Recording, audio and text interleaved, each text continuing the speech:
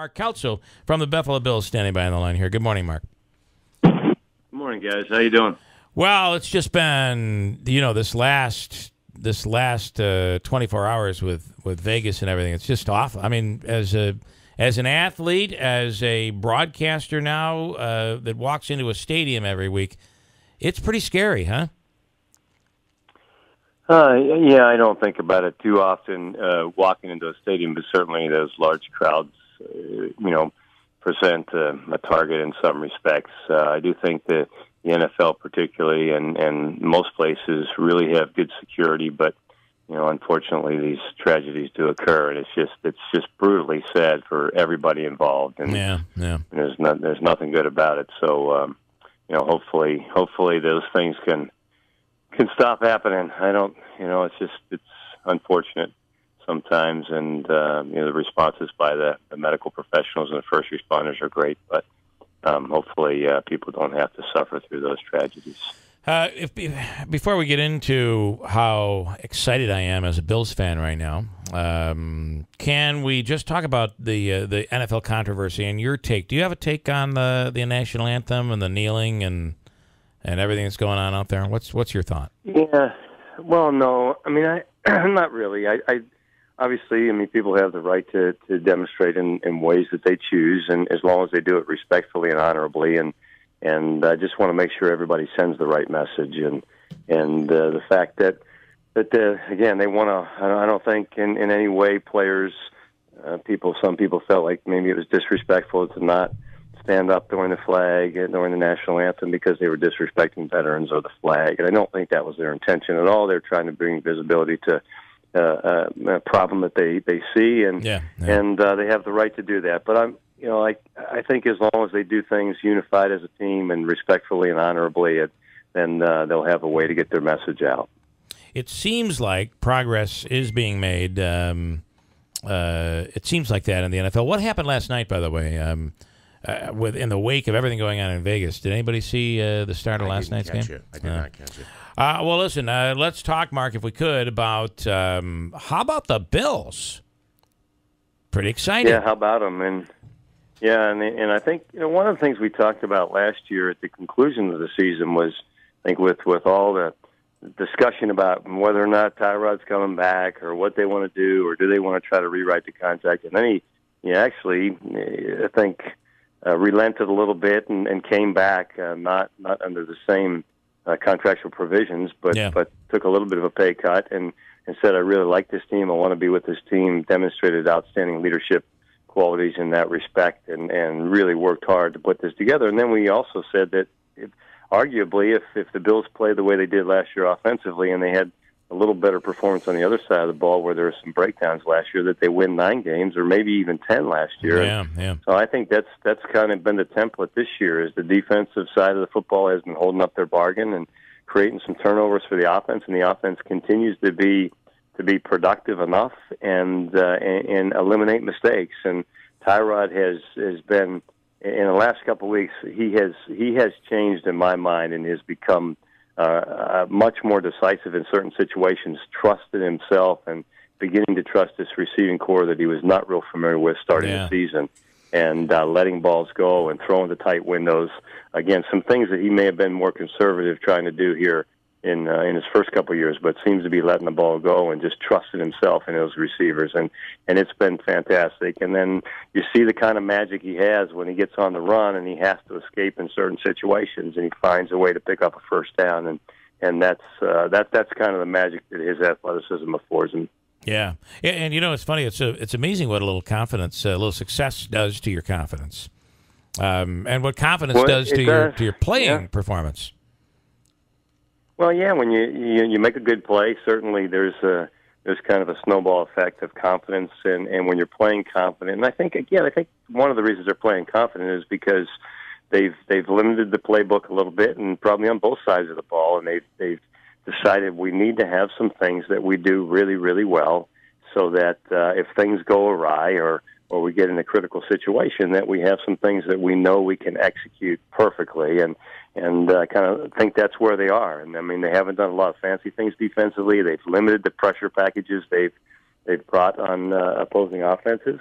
but they've done it in certain situations where they feel like it's going to be successful, and they've found some success with it, and making teams drive 10, 12, 13 plays before they put points on the board is something that I think has been a goal as well. And then that drive they had to put points on the board last week against Atlanta. I mean, 19 plays, 11 minutes, 20 seconds, I think it was. I mean, that's fantastic kind of continuity from the offense, and the fact that they didn't turn it over and they just kept moving the ball into scoring territory.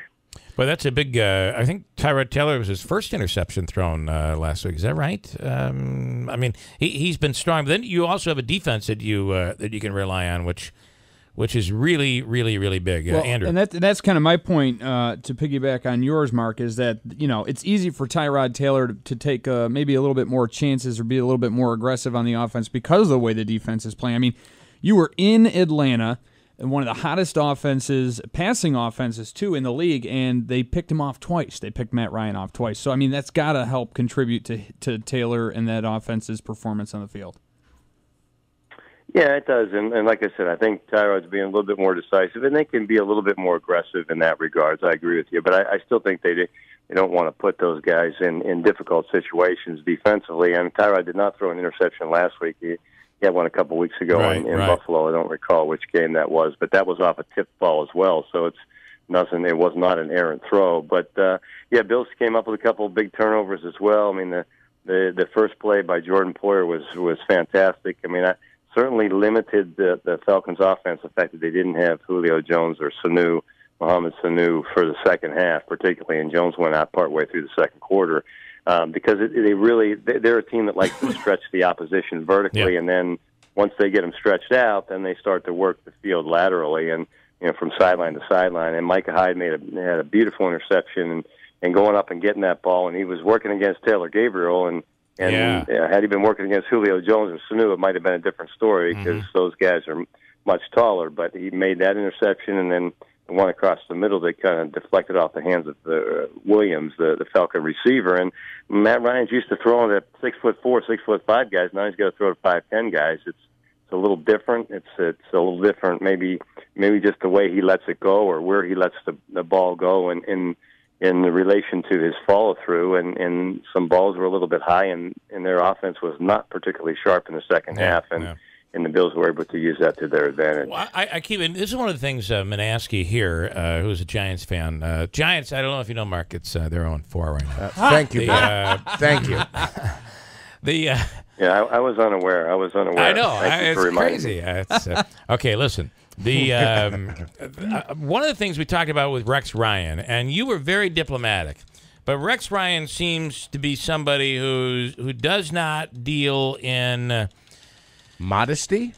Okay, that's not where I was going. But Rex Ryan he doesn't run a tight ship, it seems, and it didn't matter. Discipline didn't seem to be a big deal. Now, again, that's a fan from the outside looking in. This year, everybody's talking about discipline. You hear players talking. You're talking about discipline. You're talking about getting the right fit, the right players, the right frame of mind, players that do the right thing. Does that play a role in this coaching change, you think? Yeah, I mean, I think it does. I mean, I have great respect for Rex Ryan, and he's certainly has a genius defensive mind, but he gave the players a lot of opportunity. I mean, they're adults, and right. I think his mantra to them was conduct yourself as adults, and we'll give you an opportunity to do those kinds of things. And he didn't want to limit their individuality, but in some respects, but then expected them to perform well in the field. And I think there a couple things about that. One is I think they try to do a lot of things defensively during Rex's tenure as a Bills head coach, and I don't necessarily think they settled on one thing that they could do really, really well. And I do think you need to have that in your package defensively so that if things are going awry and you can't seem to stop the opponent with the scheme you had come up with for that particular week, that you need to go back with what you know. Okay, well, we know we can play this defense really well, so let's just settle in this base defense and try to stop this unit. And I don't know that they ever had that, but I think. I'm one that believes in discipline. I think discipline creates freedom, and when you have the opportunity to have an offensive or defensive package that you know that and be successful, then you can expand the playbook a little bit and try some other things because you can go back to that foundational piece and be reasonably successful. So I don't know that. I mean, it's a whole system. I do agree with Coach McDermott. It is a process, but you have to have the right guys in the building as well. You have to have guys that prepare on a daily basis for a Sunday afternoon contest or whatever the day may be. But the preparation time is critical, and you need to understand how you're going to prepare during that phase. Sure. And if you prepare well, you'll have a chance to be successful. And if you don't prepare well, then it's going to limit your chances. So I had great respect for that other staff. This staff is choosing to do it a bit differently. It seems like it's bearing fruit here in the early part of the season. Let's see how it unfolds the rest of the way. Finally, this weekend in Cincinnati, a little preview. What are your thoughts?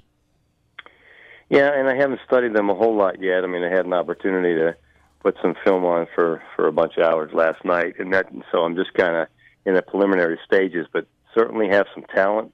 Have some talent at the receiver position. Eifert is still a little banged up, so he hasn't played a whole lot. They're fine. Tight end, the running game. I mean, they've got a kind of a cadre of running backs. I mean, Dalton is a guy who's talented. I don't think he has the strongest arm in the league, but he's got an accurate arm, and an offensive line seems to afford him some protection at times. It seems like a team that's capable of putting points on the board, but I mean, even though the game seemed like it was out of hand, when you look at the final score with Cleveland, I mean, that game was a 7-0 game late into the second quarter, and then they were able to score twice and go up 21-0 before halftime, and got a couple of big plays there as well. But I think the Bills will have some good opportunities there. Again, I haven't really studied it yet, but you're in their building. They struggled a little bit in the early going, the first few games, and are just trying to kind of rectify that and get the ship righted here in Cincinnati, and played pretty well last week in doing that in Cleveland's home field. So against a team that was probably exceptionally motivated, because Hugh Jackson being a former Cincinnati coach, I'm sure they wanted to put on a good performance for him. But it'll be a difficult task, as it always is when you go into somebody else's building. Sure. But I don't think they have the offensive firepower that Atlanta had when they have Julio Jones and Sanu. But certainly A.J. Green and those guys are very, very capable of getting the job done. I want to go back to last week's game to finish up, if we could, and I just want your take on it. It seemed like a couple of calls. One would call maybe controversial, questionable. The calls went went our way, which was a nice change. The one call though on Matt Ryan, what looked like his arm was going forward, making that pass. It was called a fumble. We score a touchdown. What was your take on that? Well, I think I'm going to stop commenting on it, because I think the comment I made during the broadcast was that's the definition of a forward pass. Yeah, I felt so too. Yeah. And then they immediately, right thereafter, said the ruling on the field stands, and it was considered a fumble. I don't know exactly. I mean, you'd have to. I mean, I know the rule book reasonably well, but there's a lot of little nuances in the rule book that I do not know, because it changes, on an annual basis. And those guys are experts. There's no question. And now a lot of those decisions are made in New York with guys that have the rule book right there in front of them. And not that the guys on the field don't know, but sometimes they have a better view. They're not tied into the emotion of the game, so they can step back and make that decision objectively, instead of, just through again, I think the adrenaline and the emotion of the game, sometimes when you remove yourself from that, you can make a decision that's just based on the evidence and not kind of in the heat of the battle. And so that's probably a good thing. And that's the decision that was made. And I guess my thinking is that Jerry Hughes is a great pass rush, so he comes around the outside. He never touched the ball. He grabbed Matt Ryan's shoulder, and as Matt Ryan was starting to throw it, it looked like the ball was coming loose from his hand a little bit. And I think that's probably what the officials were describing when they decided to confirm it as a fumble.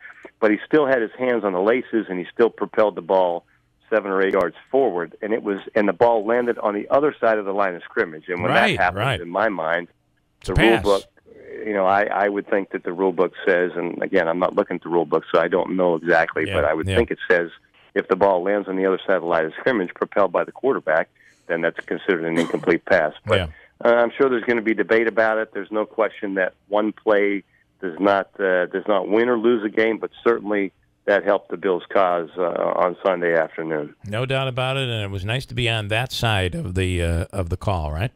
On that side of the division standings. That side of the division standings. Right. All right, Mark Kelso, it's great to be a Bills fan right now. I hope this continues. Let's keep it going.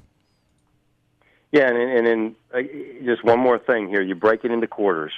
So you say we got to break the season into 4 quarters, and that's the first quarter, and the Bills came out 3-1. And if they can do that for all 4 quarters, then you end up 12-4. And I'm not saying that's going to happen, but that's what you need to do. I mean, you can't look too far ahead.